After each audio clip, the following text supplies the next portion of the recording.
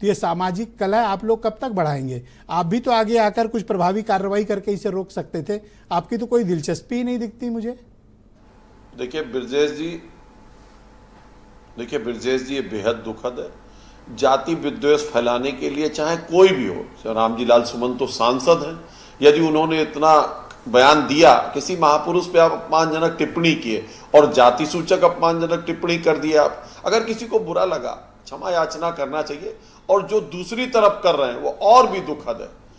अगर यदि आप अपने को वीर मानते हैं और किसी वीर का किसी ने अपमान कर दिया तो वीरता नहीं खत्म हो जाती।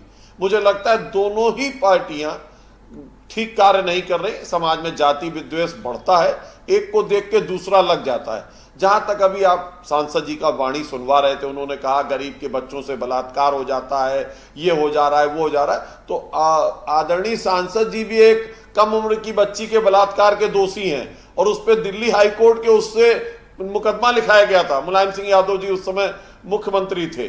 तो इसलिए बहुत सारी बात, सूप तो सूप चलनी बोले जिसमें 7200 छेद, वो व्यक्ति आकर इस तरह की बात करे, मुझे लगता है वो क्षमा याचना से बढ़कर इस विद्वेष को बढ़ाकर कुछ लोग अपने स्वार्थ सिद्ध करना चाहते हैं। भारतीय जनता पार्टी की करनी सेना जो कुछ भी कर रही है और उनके खिलाफ कोई कठोर कार्रवाई नहीं हो रही, और जो लोग ये कार्य में लगे हैं उनके खिलाफ कठोर कार्रवाई होगी, कोई भी बख्शा नहीं जाएगा।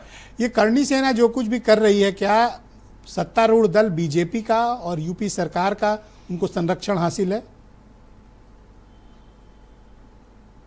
ब्रजेश जी, उत्तर प्रदेश में किसी भी गलत कार्य के लिए, चाहे वो करनी सेना हो या चाहे तमाम और अन्य सेना हो, किसी भी गलत कार्य के लिए योगी आदित्यनाथ जी की सरकार, भारतीय जनता पार्टी की सरकार किसी भी तरह से इन मामलों में लिप्त नहीं है। मैंने कहा जो भी दोषी हैं, जो भी इसमें अपने अपने उद्देश्य सफल करने के लिए कार्य कर रहे हैं, उनके खिलाफ कार्रवाई होगी। जाति विद्वेष उत्तर प्रदेश में किसी को नहीं फैलाने दिया जाएगा। हम सबका साथ, सबका विकास, सबका विश्वास और सबका प्रयास के आधार पर जनता के वोट से सत्ता में है और जनता के प्रति हमारी जवाबदेही है। सरकारें जनता द्वारा चुनी जाती है, जनता के हितों के लिए चुनी जाती है। तो करनी सेना जो कुछ भी कर रही है, भारतीय जनता पार्टी उसको समर्थन देती है, या फिर करनी सेना के खिलाफ आप कड़ी कार्रवाई की मांग करते हैं? बिल्कुल नहीं, ऐसी तमाम सेनाएं हैं उत्तर प्रदेश में, ऐसी तमाम सेनाएं लोग बनाए हैं अपनी, लेकिन भारतीय जनता पार्टी किसी भी सेना को, नाम आप रख लीजिए, आप समाज सेवा करते हैं करिए, पर किसी को भी कानून को अपने हाथ में लेने नहीं दिया जाएगा।